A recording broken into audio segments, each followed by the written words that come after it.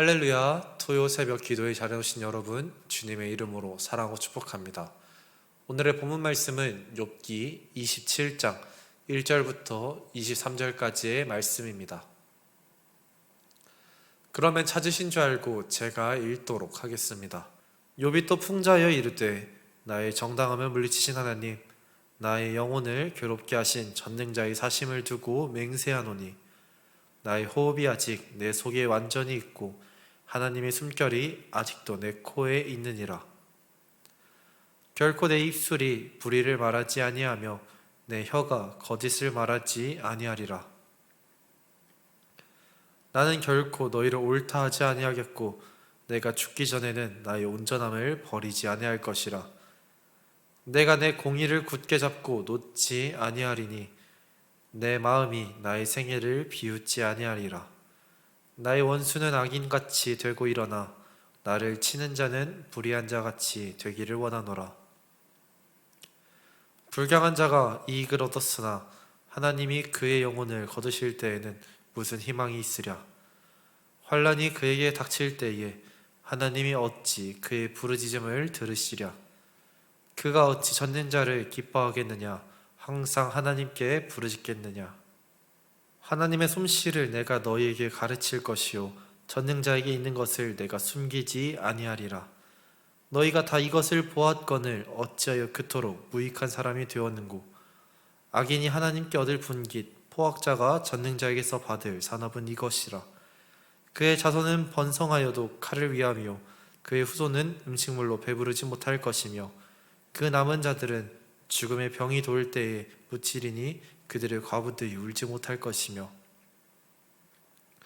그가 비록 은을 티끌같이 쌓고 의복을 진흙같이 준비할지라도 그가 준비한 것을 의인이 입을 것이요 그의 은은 죄가 없는 자가 차지할 것이며, 그가 지은 집은 좀의 집 같고 파수꾼의 초막 같을 것이며, 부자로 누우려니와 다시는 그렇지 못할 것이요 눈을 뜬 즉 아무것도 없으리라. 두려움이 물같이 그에게 닥칠 것이요 폭풍이 밤에 그를 앗아갈 것이며 동풍이 그를 들어올리리니 그는 사라질 것이며 그의 초소에서 그를 몰아내리라.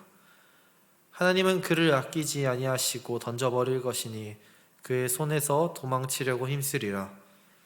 사람들은 그를 바라보며 손뼉치고 그의 처소에서 그를 비웃으리라.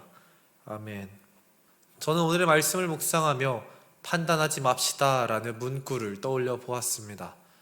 오늘의 말씀은 성경에서 이런 제목을 붙여주고 있습니다. 새 친구에 대한 욥의 말입니다. 욥은 자신의 친구들이 자신의 상황을 멋대로 판단하며 이야기했던 그 현 상황에 분노하여 이렇게 맹세하였습니다. 나의 정당함을 물리치신 하나님, 나의 영혼을 괴롭게 하신 전능자의 사심을 두고 맹세하노니. 욥은 하나님께서 자신의 인생을 망치시고 자신의 인생에서 정당한 권리를 빼앗으시고 괴롭게 하셔서 이렇게 되었다라고 생각하였지만, 자신의 인생에 이렇게 된 그 망침의 원인이 하나님께 있음을 이야기하며 생각하였지만, 그런 상황에서도 절대자이신 하나님을 인정하며 하나님의 이름으로 맹세하였습니다.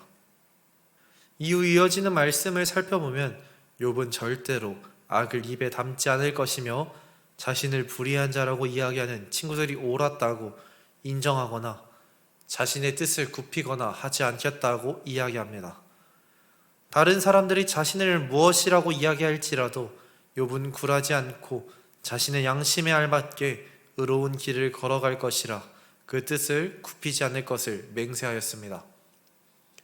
이 맹세가 언제까지 이어지는가 하니, 하나님께서 자신이 이 세상에서 숨을 쉬며 살아갈 수 있게 허락해 주시는 그 순간, 자신이 죽는 그 순간까지, 어쩌면 욥이 죽고 그 무덤에 들어갈 때까지 이 맹세를 어기지 않을 것이라 선언한 것입니다. 욥은 끝까지 자신이 하나님의 뜻에 어긋난 삶을 살아가지 않았으며 불의한 일을 하지 않았음을 주장합니다. 욥은 하나님을 원망했을지라도 하나님께서 자신의 삶을 주관하시는 분이시라는 것과 자신이 처한 이 문제를 해결하실 수 있는 분이라는 것을 잊지 않고 포기하지 않았습니다. 욥은 이미 자신이 처한 그 상황 속에서 그 깊은 고난의 늪 가운데서 하나님을 부르짖으며 고난을 해결해 달라고 애원하였습니다. 그러나 욥이 아무리 하나님께 부르짖어 외쳤을지라도 그 소리에 응답하지 않으신 것은 하나님이셨습니다. 욥이 제 아무리 하나님을 의지하려고 했으나 고난을 거두지도 응답하지도 않으신 것은 하나님이셨습니다. 욥은 하나님께 외면받는 듯한 그런 상황 속에서도 하나님을 찾았으며 하나님과 함께하는 온전한 삶을 포기한 적이 없었습니다. 욥은 친구들이 주장하는 악인과 불의한 자는 자신이 아니라 오히려 너네라고 이야기합니다. 친구들이 이야기했던 이야기는 세상적인 지혜였으며 그들이 하는 이야기에는 하나님을 바라보는 내용이 없었다라고 합니다. 그러니 친구들이 이야기했던 악인들의 최후는 악인이라고 이야기되는 욥의 최후가 아니라 스스로 의롭다라고 주장하는 친구들의 최후입니다.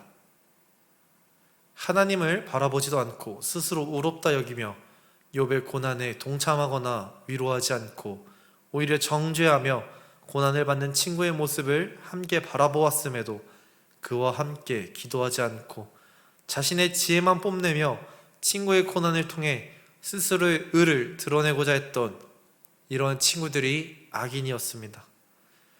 욥은 칼날과도 같았던 친구들의 말에 상처를 입어 이렇게 이야기합니다. 하나님의 솜씨를 내가 너희에게 가르칠 것이요 전능자에게 있는 것을 내가 숨기지 아니하리라.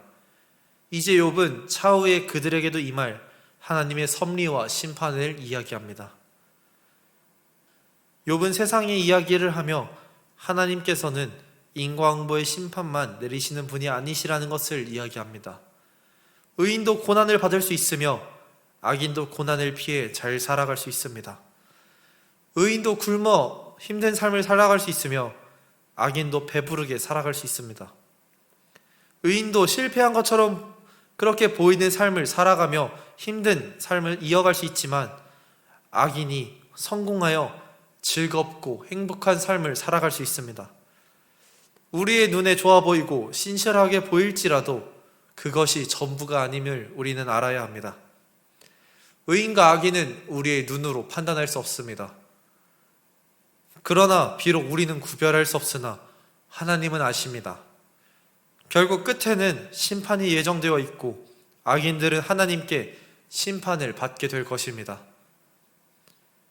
욥은 그날을 고대하며 자신이 처한 고난의 상황을 버티며 살아가고 있습니다.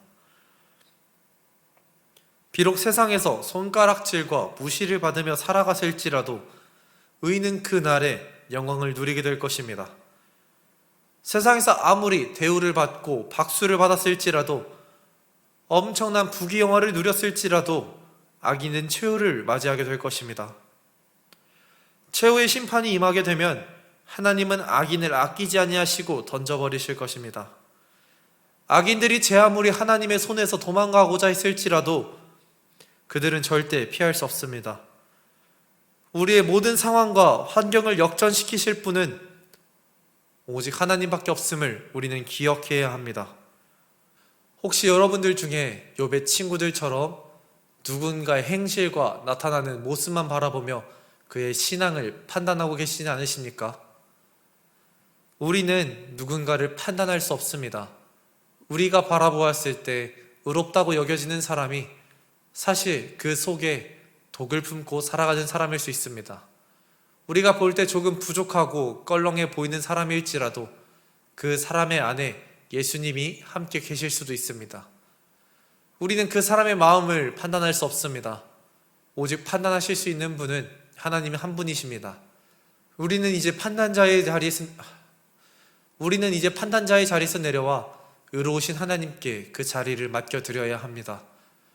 이제 우리가 해야 할 것은 누군가를 판단하는 것이 아니라 의로우신 하나님의 판단을 믿고 따르며 살아가는 것입니다. 어떠한 악인이 세상을 풍요롭게 살아가거나 어떠한 의인이 세상에 비굴하게 살아갈지라도 우리는 그것을 바라보며 우리는 분노하는 것이 아니라 그들에게 임할 최후의 심판을 기대하며 살아가야 합니다. 우리는 이 세상에서 나타나는 모습을 바라보며 부러워하는 것이 아니라 하나님 나라의 상급을 쌓으며 하나님과 동행하는 삶을 살아가야 합니다. 오늘 이 시간, 이 새벽 기도에 함께 하신 여러분, 세상의 것에 눈 돌리지 않기 바랍니다. 세상에 겼는지라다 우리에게 남는 것은 하나님의 상급이 아니라 세상의 불의함과 심판입니다. 오직 우리를 위하여 죽으신 예수 그리스도의 십자가를 바라보며 오늘 하루도 살아가는 여러분이 되시길 예수님의 이름으로 기도드리도록 하겠습니다.